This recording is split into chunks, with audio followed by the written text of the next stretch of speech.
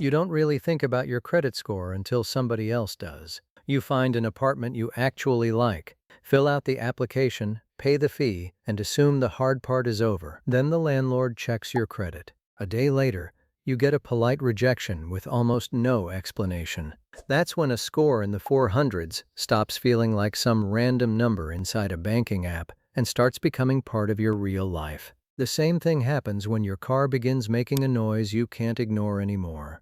You don't have enough cash to replace it, so you start looking at financing. The car itself might be reasonably priced, but the loan offer is brutal. Suddenly you're staring at a monthly payment that makes no sense for the vehicle sitting in front of you. The salesman keeps bringing the conversation back to whether you can handle the payment while you're trying to figure out why borrowing ordinary money has become so expensive. That becomes your life down here. You can still get things done, but everything requires more effort, more cash up front, or worse terms. A low score doesn't necessarily mean you're irresponsible today. It may be reflecting missed payments, collections, high balances, or mistakes from years ago. Unfortunately, lenders aren't sitting across from you listening to the full backstory. They're trying to estimate risk quickly, and your credit history is part of that decision. So rebuilding begins in the least exciting way possible. You stop missing payments. You pull your reports and look for accounts you forgot about. You bring balances down when you can. For several months, almost nothing seems to happen. Then one morning the score is 487 instead of 468, and for the first time you realize this thing can actually move.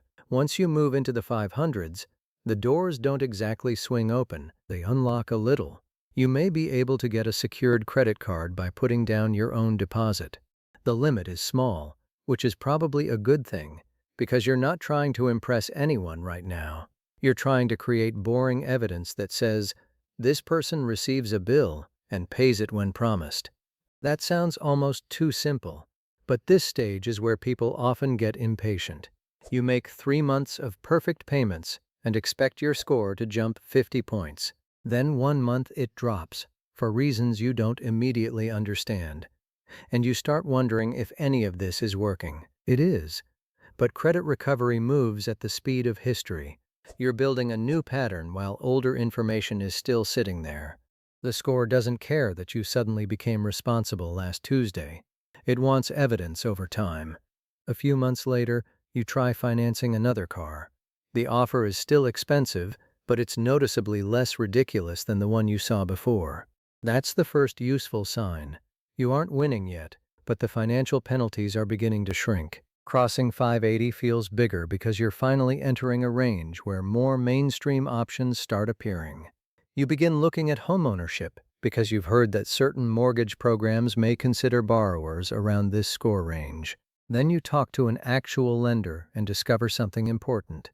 Being technically eligible for a product and getting a comfortable deal are two very different things. The lender looks at your income, existing debt, cash, employment history, and credit profile.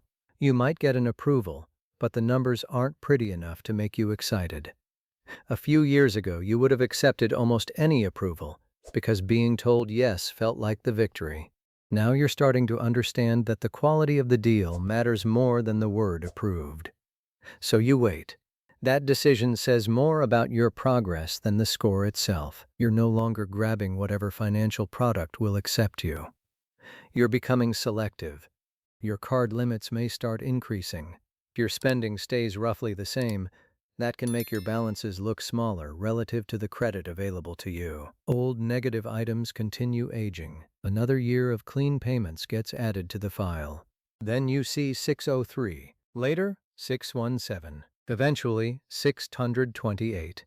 Nothing dramatic happened. Your financial life just stopped producing new damage long enough for the old damage to matter less. Around the mid-600s, credit starts becoming less humiliating. You apply for another apartment. Same basic process: application, income verification, credit check. You spend the next day expecting some annoying request for extra money or another rejection. The landlord sends the lease. That moment is strangely satisfying because nothing special happened.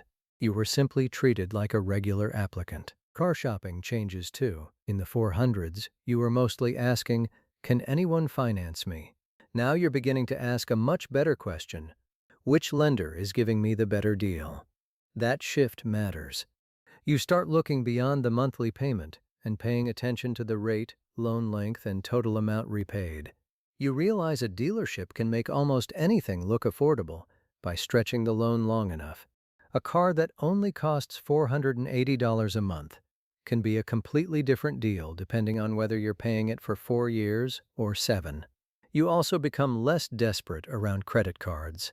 Instead of applying for every offer that lands in your inbox, you can wait until a product actually makes sense. Credit is finally becoming something you choose instead of something you beg for.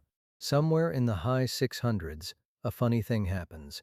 You start thinking about your credit score less. At 470, you checked it because you were worried. At 590, you checked because you were rebuilding. At 710, you might go weeks without looking. That's because the score has stopped being the main character in every financial decision. You replace your car and receive several financing options. You compare them. One lender has the better rate. Another has a promotional offer. And for the first time, you can actually walk away from a mediocre deal without worrying that nobody else will approve you. You apply for a decent rewards card. Approved. The limit is higher than anything you had during the rebuilding years.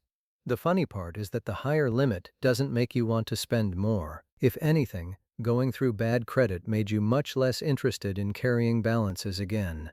Then you start preparing seriously for a house. This time, your credit score isn't the only thing you're thinking about. You're comparing neighborhoods, property taxes, maintenance, insurance, and whether you actually want to stay in one place long enough for buying to make sense. Those are normal financial questions. That's what good credit begins to feel like. Normal.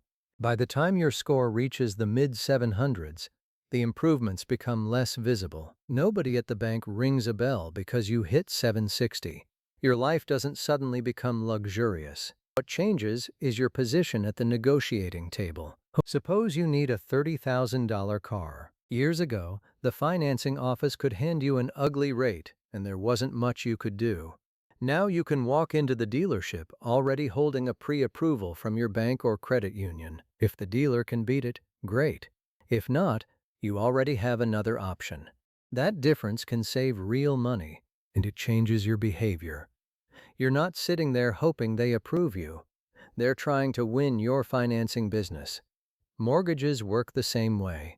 You can talk to multiple lenders, compare costs, ask questions, and walk away when the numbers don't make sense. Strong credit doesn't guarantee that every loan will be cheap, but it gives you a better chance of being treated as the kind of borrower lenders want.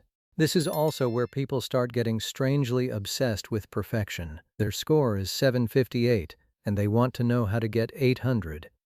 Then it reaches 782, and suddenly 800 isn't enough. Now they want 820. Meanwhile, their actual financial life has barely changed. You finally see 803. For about 30 seconds, it feels amazing. Then you go make breakfast. That's the joke about excellent credit. The closer you get to the top, the less dramatic each additional point becomes. At 805, you already look like a very low-risk borrower. Moving to 825 might feel satisfying inside an app, but you're unlikely to wake up in a completely different financial universe. This is where you stop treating your score like a video game. You don't take out unnecessary loans just because someone said having more accounts might help. You don't carry interest-bearing debt because you think paying interest somehow proves you're responsible. You stop panicking every time the score falls 12 points after a normal change to your credit profile. You finally understand what the number was for. It was never supposed to become your financial identity. A strong score is useful because when you need to borrow, rent, finance something important, or apply for certain products, it can keep your credit history from becoming the expensive part of the transaction. And that makes the whole journey look different in hindsight. At 468, the score controlled your options. Around 600, you were rebuilding them. In the 700s, you started choosing between them. By 800, the best thing about your credit score is that you barely have to think about it. So if you're sitting at 520 right now, staring at somebody else's 810 and thinking the distance looks impossible, forget the perfect number for a second. Your next useful milestone might be 560, then 600, then the point where a lender gives you a deal that doesn't make you angry when you calculate the total interest. Because that's when credit improvement becomes real. Not when an app congratulates you. When the same life starts costing you less.